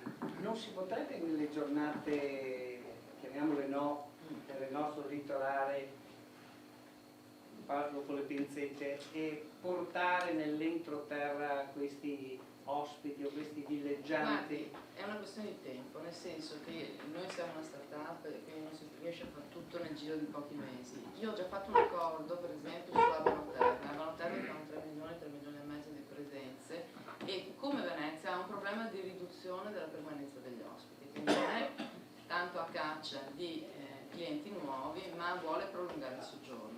Quindi noi abbiamo creato dei pacchetti per gli alberghi di Abano dove se uno sta invece di 3 giorni, 4 giorni, una settimana, gli si include il tour. Oltre ad andare a prendere tutto quel mercato che invece è il mercato anglosassone, nord europeo, svedese, scandinavo, eccetera, che cerca un turismo che sia di tipo culturale. La stessa cosa la faremo, e lo dico anche senza nessun tipo di snobismo, con i campeggi. Ho fatto un'indagine per cui chi prenota il campeggio prima di finire la vacanza prenota per l'anno dopo. Dopo un anno avrà visto Venezia, dopo un altro anno avrà visto Grado, cioè visto tutto, e quindi noi partiremo anche da là. In questo modo è più facile gestirlo, nel senso che se noi partiamo da un bacino di utenza dove riusciamo a trasferire piccoli shuttle di 20 persone, 40 persone, noi lavoriamo meglio perché lavoriamo in una specie di richiesta, no? Quindi si fanno degli accordi perché anche il ristorante si attiva per le 40 persone, perché facciamo presto a parlare di qualità, ma se non abbiamo i numeri non riusciamo ad avere i soldi per fare formazione, loro non riescono a prepararsi e il training costa. Quindi se noi abbiamo i numeri, il personale lo prepariamo meglio. Abbiamo una domanda, prego. Abbiamo i schemi. Però sono d'accordo, cioè il primo ospite che arriva deve essere trattato già perfettamente. Sono sentita presa in causa per un semplice motivo, perché prima abbiamo parlato di... Presentarsi sarebbe buono. Certo, sicuramente. Grazie. E allora io sono una guida turistica autorizzata della provincia di Treviso, del Veneto orientale di Venezia. Grazie. Dunque sì, mi sono sentita presa in causa prima perché abbiamo parlato di qualità anche per quanto riguarda proprio il servizio di visita guidata. Spesso e volentieri i turisti non sanno che esistono delle guide turistiche autorizzate, questo è il problema principale. Cioè ci sono delle persone che hanno un percorso formativo alle spalle, che hanno le competenze, visto che abbiamo anche parlato di competenze, e che sono disposte a collaborare con gli operatori del settore. Ma ci siamo. Ma non avete un'associazione? Certo che abbiamo un'associazione. Come mai? C'è l'associazione? Sono conosciuti? Sì. Perché appunto come faceva riferimento Lucia Benedetti, c'è un problema, siccome non c'è collaborazione nel settore, noi non riusciamo a fare di questo lavoro un lavoro continuativo nel tempo, perché purtroppo si parla soltanto di turismo a Venezia. A Venezia ci sono le guide turistiche che riescono a portare avanti tutta una serie di servizi di qualità, con standard per quanto riguarda la fornitura di servizi minimi, voglio dire, no? Prestazioni anche culturali di un certo livello, approfondimenti, ma per provincia appunto mancando la collaborazione, in specifico nel settore turistico, con gli operatori culturali, che siamo noi, ecco che ci sono dei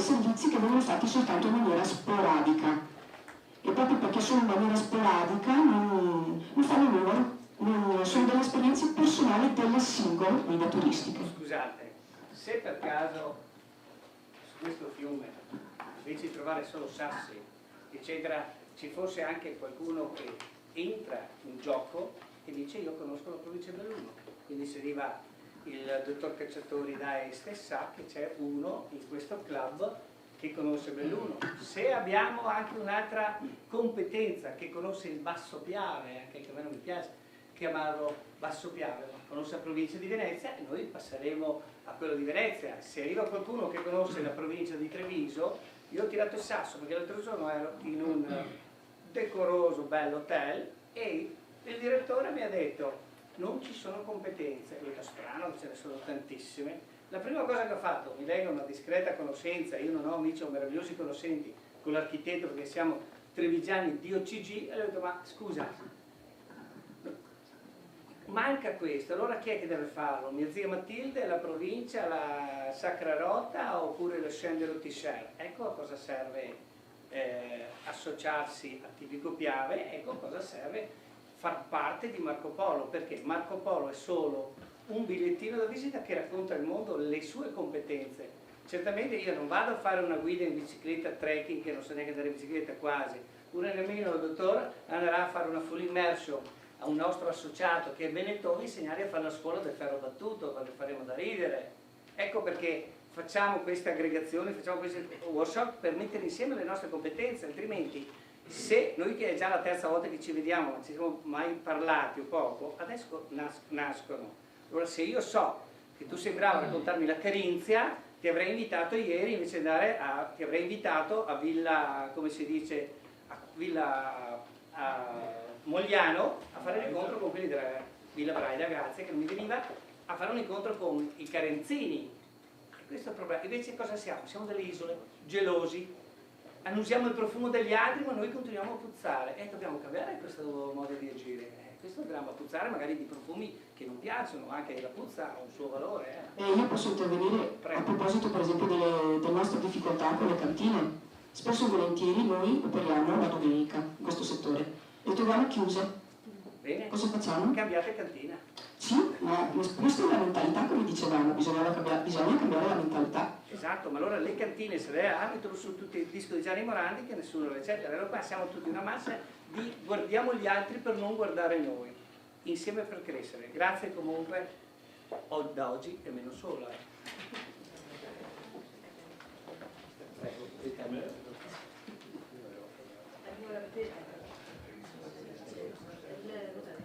Penso che il no solo della questione non è acceso? Forse basso, luce verde anche. Così? Perfetto, grazie. Sì, si è stato toccato dalla dottoressa, perché sulle competenze, sulle possibilità potremmo anche discutere tanto, perché in realtà il territorio offre tante cose, anche mercatini, anche iniziative folcloristiche. Quello che bisogna fare è partire a seminare molto tempo prima in modo tale che il cliente venga interessato da un programma che è già precostituito, quindi non troveremo più la cantina chiusa perché la cosa è stata organizzata.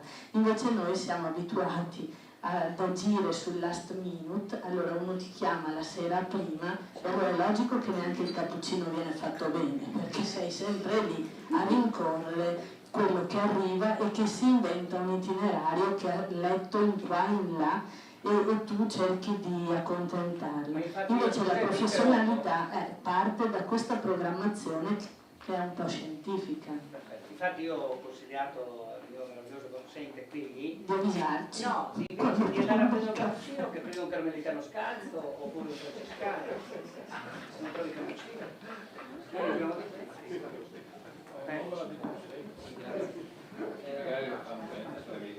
si parlava di Made in Italy prima. Sì, certificare il certificato. Sì, parto, cito un numero. L'ultima news della Coldiretti del 24 aprile afferma che il falso Made in Italy costa al comparto 168 milioni di euro al giorno. Quindi abbiamo tutte le armi a nostra disposizione per tutelare i nostri prodotti, le nostre tradizioni, le nostre tipicità. Dobbiamo lavorare con i piedi nel locale avendo la testa nel globale. E c'è qualcuno che vuole fare qualche domanda? Assolutamente sì. Le associazioni, secondo me, visto che il territorio non va all'associazione nella maniera giusta, dovremmo fare il discorso inverso, cioè l'associazione che visiti il territorio e dia un'impronta a quel territorio. Se avviciniamo il discorso del signor Sparta. Cioè Sparta dice valorizzate i vostri beni, quelli che avete. No, è vero, ma non ha importanza. Ecco, quindi il motivo primo che io dico, siccome c'è questa reticenza, come diceva Russo, nel dire il mio giardino è meglio del tuo, sono le associazioni che a un determinato punto vanno agli enti interessati, comune, provincia, quello che è, visitano, si rendono conto della situazione e fanno un loro programma che parta in sintonia con il comune, con la provincia, eccetera. Scusi, le do una risposta. Continuiamo a parlarci, ma c'è una barriera tra noi. Cioè il mio giardinetto, per dire, se voi mi venite a dire guarda ci sono delle modifiche da fare perché potrebbe essere anziché le rose mettere i tulipani e forse è la maniera giusta, io ho sempre messo le rose, faccio un tentativo di mettere i tulipani, se vedo che i tulipani vadano io mi associo, ma non mi associo così, cioè venite un po' anche verso di noi e vediamo un po' com'è il territorio. Il Sparta prima diceva valorizzate, prendetevi apparenti su qualche cosa, adesso sappiamo fare di tutto un po', ma i nostri principi, vedi cucina mediterranea, li stiamo perdendo, quindi aiutateci in questo senso, abbiamo bisogno voi dell'associazione, ma prima venite a trovarci, venite a vedere dove siamo e cosa facciamo e come ci muoviamo. Ho detto troppo. Fermo lì, no, le do una risposta volante che non abbiamo parlato perché ci manca la persona che sta male.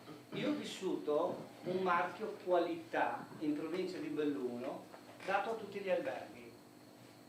Lo dà le camere di commercio, per fortuna che quella di Treviso è stata sufficientemente intelligente di non darlo. Allora basta mettere fuori un'etichetta, Q di quadro, qualità, e trovare la carta igienica sui cessi. Io dico visito il toilet ma trovo solo cessi. Qualità è prego, grazie, cosa posso essere utile. Allora ci vuole anche un essere predisposto ad andare fuori che conosca la qualità, che sappia di quello che abbiamo parlato. Guardate, me di stasera qui ci siamo raccontati l'ennesima storiella di Cappuccetto Rosso. Ci sono 2 o 3 lupi qui, però nessuno abbaia, nessuno ulula, nessuno niente, andiamo via come delle pecorelle smarrite. Si già tanto, ben bevuto un'ombra curuso, ne dice sempre il solito storiella di Cappuccetto Rosso. No, è finito. Non c'è più il Cappuccetto Rosso, non c'è più il lupo. La domanda è fondamentale. Io non c'entro, nel senso. Allora, secondo me le associazioni, cioè creare network e sistema è fondamentale ed è assolutamente una cosa vincente. Lo dico al di fuori dall'interesse, io vengo da fuori, e si paga adesso lo scotto di associazioni che hanno lavorato male. Il discorso che c'è stato qua adesso è una questione di competenze. Voi dovete lavorare solo con persone che vi diano delle competenze. Perché se avevamo avuto in passato delle associazioni che erano dei carrozzoni, che si mettevano insieme per creare anche lobby, io parlo delle associazioni alle quali ho bazzicato all'interno io, Ville Venete, dimore storiche, eccetera. Un'altra cosa che dovete evitare è la burocrazia che vi blocca, cioè noi come società, io scelgo chi voglio, non nessuno mi viene imposto e hanno un modo di pensare come il mio, bene, se no viene tagliato fuori, perché bisogna essere anche rudi in questo, cioè non bisogna portare dentro delle zavorre che fanno del male agli altri e questa secondo me è una cosa importantissima, quindi non farvi ingolfare dalla burocrazia e lavorare solo con le competenze ad altissimi livelli. Comunque ha detto una cosa molto valida il signore, perché ci deve essere qualche cosa nella nostra organizzazione, giustamente, come dice, perché altrimenti gli diamo un'etichetta così fanno tutti, 200-300 euro di associazioni, ne passa il giorno dopo, ne passa un altro, eccetera. Allora dicevo proprio questa esperienza che ho vissuto in provincia di Belluno, io ho 34 anni quest'anno che faccio questo lavoro, quindi un po' di strada l'ho fatta, non so se bene o male, ma sono ancora qui. Allora uno si domanda, ma la qualità è quella che desidera lui, che desidero io, che desideriamo tutti quanti, o è solo un'etichetta perché lui ha la carta di credito oro, gli fanno un sorriso, lui perché va solo con la mazzetta gliene fanno 2 così, non spende neanche il 0,3, e se vedono il russolo di turno che dice questo qua che abbia soldi, no, perché il sorride sempre, la somiglia se che sia in carta, oppure no, questa è la domanda che ci facciamo parliamo del nostro territorio intanto, senza allargarci troppo. Allora quando noi ci dimentichiamo il prego e grazie, ciao, arrivederci, e l'accoglienza, secondo me potremmo vendere anche oro, ma diventa difficile tenere il Bulgari aperto. Sbaglio? Chiedo scusa, un'altra cosa devo dire, una ricchezza del nostro territorio, cioè adesso se parliamo di qualità in termini di standardizzazione, cioè un 4 stelle, un 4 stelle, deve avere bisogna accenderli tutti, frigo bar, eccetera, eccetera, questo è uno standard.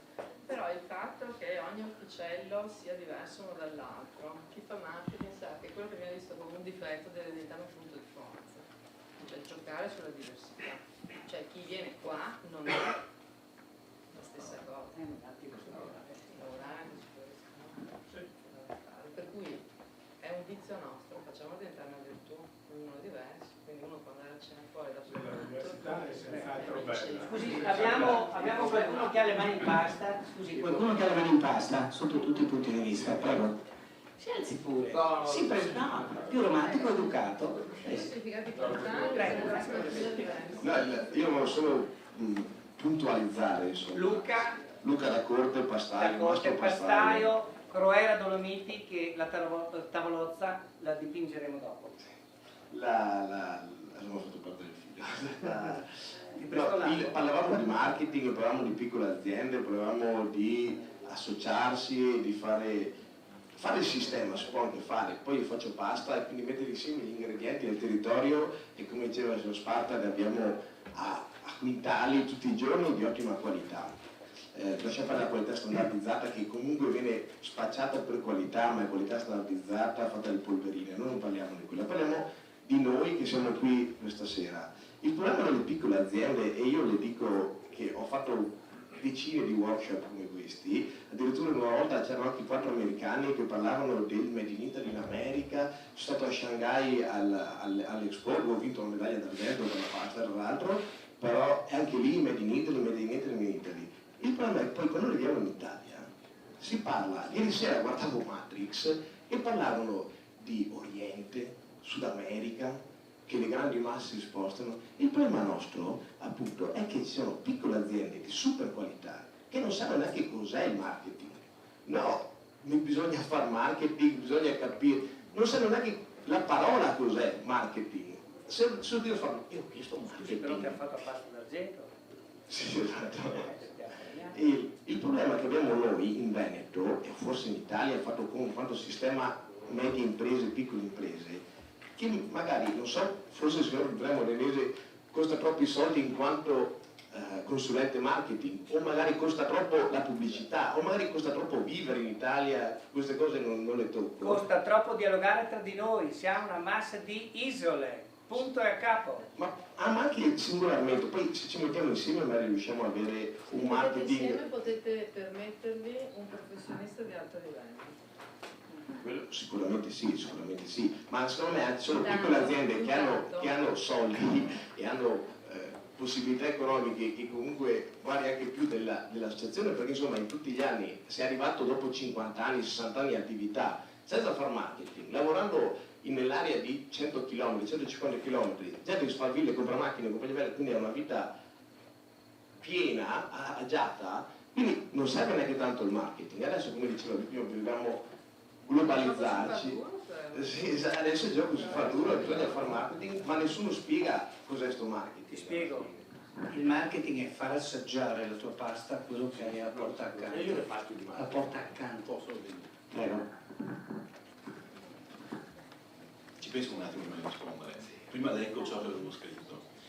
Ripeto, noi il Rinascimento lo portiamo dentro, lo abbiamo nel nostro DNA e lo applichiamo a tutte le cose, anche inconsapevolmente, ed è una nostra forza. Cioè abbiamo una storia tra di noi. Marketing vuol dire soltanto studio praticamente dello stato attuale delle cose. Se noi, è come un medico che vuole dare una medicina ma non fa una giusta diagnosi. Prima si fa la diagnosi, si capisce qual è il problema e poi si dà la medicina. Le medicine di solito non guariscono subito, ma ci vuole un po' di tempo. O noi siamo consapevoli di questo, per cui il marketing, faccio gli esempi specifici, il marketing serve per capire il territorio, il marketing serve per capire la nostra forza lavoro, serve per capire politicamente dove andiamo anche. Gigi non vuole che lo dica, ma è così la realtà invece. Chiedo scusa, Chiudo. però voi analizzate il territorio, dovete dare anche una strategia dopo per arrivare a commerciare. E dopo la strategia è conoscere bene per poi dare la giusta medicina. È come quel generale che altrimenti vuole combattere il nemico ma non lo conosce il nemico. Prima devo combattere, vedo quante armati ha, dopodiché metto in forze, metto le mie forze, ma sono sempre proporzionate. Allora scusate, se non siamo andati oltre tutto ciò che non ci siamo detti, continuiamo a dirlo di là. Abbiamo il nostro sommelier che sta preparando l'aperitivo e poi vi presenterò le altre opere d'arte che abbiamo stata facendo, che abbiamo degustare. Ringrazio tutti gli intervenuti, che ringrazierò voi, tutti i miei partner qui alla tavola rettangolare, eccetera. e chi ne vuole sapere di più si può dialogare, vedere, eccetera, qui pure l'Assia qualche cosa, poi c'è anche un amico che è venuto a trovarci di Cucina Gourmet, quindi speriamo che ci sia qualche cosa nella tua pentola che possa lui al Mantovano, chiamiamolo così, dopo trasferito a Verona. Due parole così di saluto intanto che prepariamo un meraviglioso prosecco della Val dell'Aosta. Luigi, buonasera, Giovanni Ceci, editore della Cucina Gourmet. Due cose apprezzabili questa sera: necessità di fare rete, che è fondamentale, e un'azione di marketing diffusa attraverso le associazioni. Io faccio comunicazione, non sono giornalista. Editore per la televisione, scusi. Lo ripeto. Sì, guarda, diciamo, la televisione ha sentito. Lo so. Allora, Giovanni Ceci, editore di Cucina Gourmet. Due cose importanti che abbiamo percepito parlando anche con chi si occupa della comunicazione come ufficio stampa: la necessità di fare rete, togliere un po' quelli che sono gli ostacoli che ciascuno di noi ha nel proprio giardino, che è fondamentale. Cambiare giardiniere anche. Perfetto. In più teniamo conto che non abbiamo solo Croazia, Francia, Inghilterra, abbiamo un mondo, ma abbiamo delle eccellenze dietro l'angolo che non vediamo, quindi guardiamo le eccellenze dietro l'angolo per capire come approcciare anche il mondo, perché altrimenti io lo vedo dall'altra parte, contro chef, location, produttori e quant'altro. Abbiamo 5 corrispondenti dall'estero, l'estero ci sta chiedendo, è curiosa, cerchiamo di darlo subito e velocissimamente, perché è vero che la crisi c'è, ma abbiamo un mondo di opportunità e questo vale per tutti i settori. Non abbiamo petrolio, abbiamo commodity, arte, food, inventiva e un paesaggio fantastico. E questo va da Pordenone a Catania. Grazie. Grazie. Allora, per concludere, ringrazio tutti, ringrazio anche la diretta su Vive, quindi dell'amico Luigi Frassinelli. Di nuovo grazie, poi brinderemo assieme, dobbiamo brindare con un prodotto diciamo molto interessante che è il prosecco sui lieviti. Ho pensato sui lieviti perché così tutti potremmo lievitare un po' meno peggio. Grazie e buona continuazione.